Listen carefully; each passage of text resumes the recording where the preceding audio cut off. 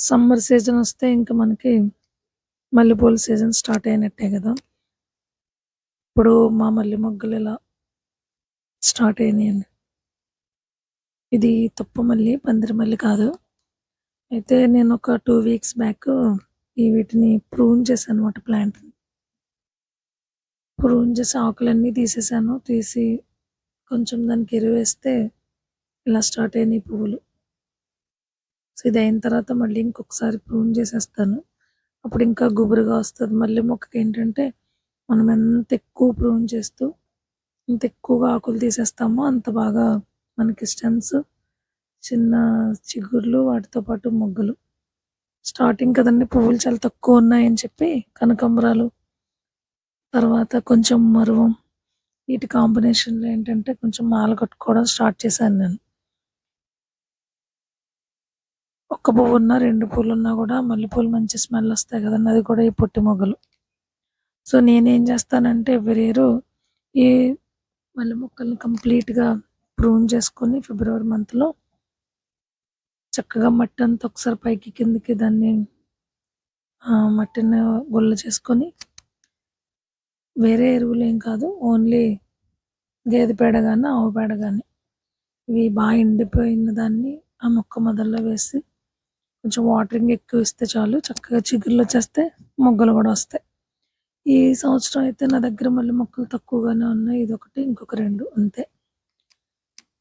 So, అయినా గూడా నేను వీటికి చిగుర్లవి తీసేయడం వల్ల మంచిగా వచ్చే ఆకులు తీసేయడం వల్ల ఆకులు తీసేసిన వాటి మొదల్లోనే వేసేస్తాను. మళ్ళీ వేరుగా ఎక్కడ పెట్టేది లేదు. ఈ టబ్‌లో ఏంటంటే దీంతో పాటు కొంచెం కనకాంబరం మొక్కలు గూడా వచ్చేసాయి. అలా కనకాంబరం మొక్కలతో పాటు ఈ మల్లె మొక్కలు. సో, వీటికి నేను చేసిన పనేంటంటే అంతే మట్టిని కొంచెం అటు ఇటు చేసి ఆవు పేడ ఎయడమే. చాలా ఎక్కువగా ఏంటంటే ఆకులు తీసేస్తూ ఉంటే మొక్క గుబురుగా వస్తది. నెక్స్ట్ మొగ్గలు చాలా ఎక్కువగా వస్తాయి. ఇదయిన తర్వాత కూడా నేను మళ్ళీ పూతయిన తర్వాత కూడా ప్రూన్ చేస్తాను. అప్పుడు ఇంకొంచెం బాగా ఎక్కువగా ఒత్తుగా వస్తాయి. ఎవరైనా సరే అంతే. మల్లె మొక్కలను చక్కగా అలా రెడీ చేసుకుంటే మనకి మంచిగా వస్తాయి. దీంతో పాటు ఏంటంటే ఇప్పుడు చిగుర్లొచ్చి కొంచెం ఇలా మొగ్గలు చిన్న చిన్నగా ఉన్న టైంలో పటిక ఉంటుంది గదండీ! ఆ పటికని పౌడర్‌గా చేసుకొని కొంచెం కొంచెం ఒక్కొక్క స్పూను ఆ మొక్క మొదల్లో వేస్తే పువ్వులు చాలా బలంగా వస్తాయి. మొక్క కూడా చాలా బలంగా పెరుగుతది.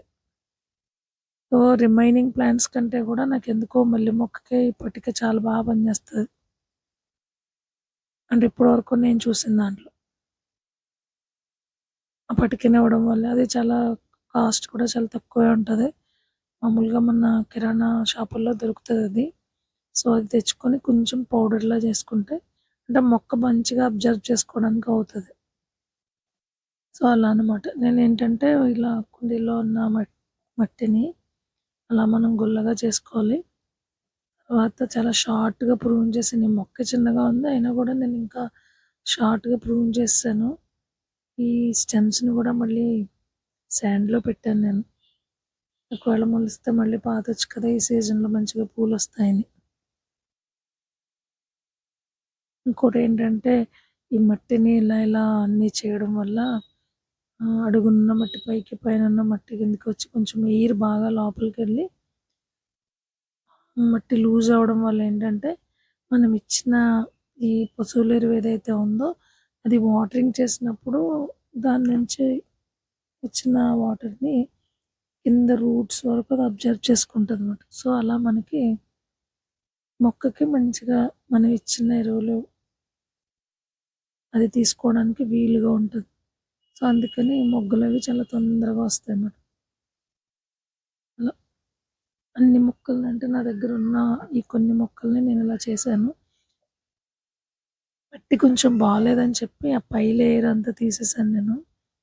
సో, ఇప్పుడు ప్రూనింగ్ చేసిన తర్వాత ఈ ఆకుల పైనుంచి మట్టి వేసేస్తాను. ప్రాసెస్ అయితే చెప్తాను గానీ ఒక్కొక్కసారి వీడియో తీయడం కొంచెం నాకు ఇబ్బందవుతది. అందుకనే కవర్ చేయలేకపోతున్నానన్నమాట.